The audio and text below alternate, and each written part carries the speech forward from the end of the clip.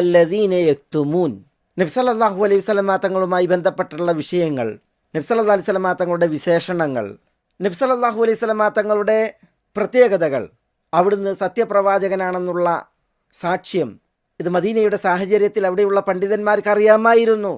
അന്നത്തെ സാഹചര്യം ലിസാനുൽ ഹാലും ലിസാനുൽ മഖാലും ഒരുപോലെ ആവശ്യപ്പെട്ടിരുന്നു ഈ സാക്ഷ്യ നിർവഹണത്തിന്, ഈ അറിവ് പകരുന്നതിന്. പക്ഷേ വേദക്കാരിൽ പലരും അന്നത് മൂടിവെച്ചു, പൂഴ്ത്തിവെച്ചു എന്നുള്ളതാണ്. യഅരിഫൂനഹു കമാ യഅരിഫൂന അബ്നാഅഹും. നബി സല്ലല്ലാഹു അലൈഹി വസല്ലം തങ്ങളുടെ മക്കളെ അറിയുന്നത് പോലെ, പരിചയമുള്ളതുപോലെ അവർക്ക് പരിചയമുണ്ട്. വ ഇന്ന ഫരീഖൻ മിൻഹും ലയക്തുമൂനൽ ഹഖ് വഹും യഅലമൂൻ. എന്നിട്ടും അവരിൽ ഒരു വിഭാഗം ഈ ഹക്കിനെ പൂഴ്ത്തുന്നു, മൂടിവെക്കുന്നു, അവർ അറിവുള്ളവരായി കൊണ്ടുതന്നെ. അല്ലാഹു സുബ്ഹാനഹു വ തആല ആ മദീനയുടെ സാഹചര്യത്തിൽ അത്തരം വേദക്കാരെക്കുറിച്ച് പ്രത്യേകിച്ച് പറഞ്ഞ മറ്റൊരു വചനമാണിത്. ഇന്നല്ലദീന യക്തുമൂന മാ അൻസൽനാ മിനൽ ബയ്യിനാതി വൽ ഹുദ.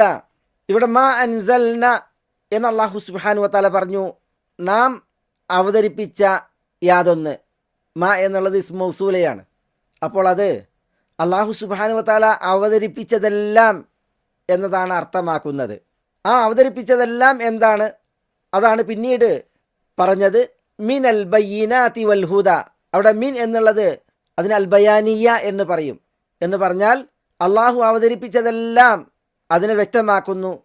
അവിടെ ഉദ്ദേശം അൽ ബയ്യിനാതി വൽ ഹുദ, അള്ളാഹു അവതരിപ്പിച്ച ബയ്യീനത്തുകളും അതുപോലെ ഹുദയുമാണ് ഈ ആളുകൾ മൂടിവെക്കുകയുണ്ടായത്. അൽ ബയ്യിനാത്ത് നമ്മൾ മനസ്സിലാക്കി.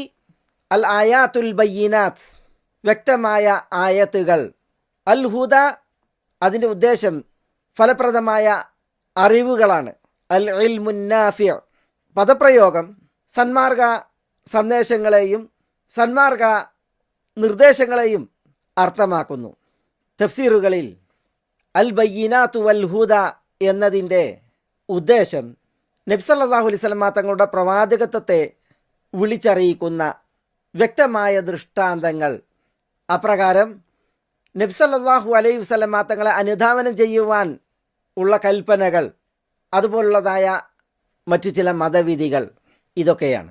ഈ വിഷയങ്ങളൊക്കെ അന്നത്തെ മദീനയുടെ സാഹചര്യത്തിൽ മൂടിവെക്കുകയും പൂഴ്ത്തിവെക്കുകയും ചെയ്യുന്ന പതിവ് പല പുരോഹിതന്മാർക്കും ഉണ്ടായിരുന്നു എന്നുള്ളതാണ്.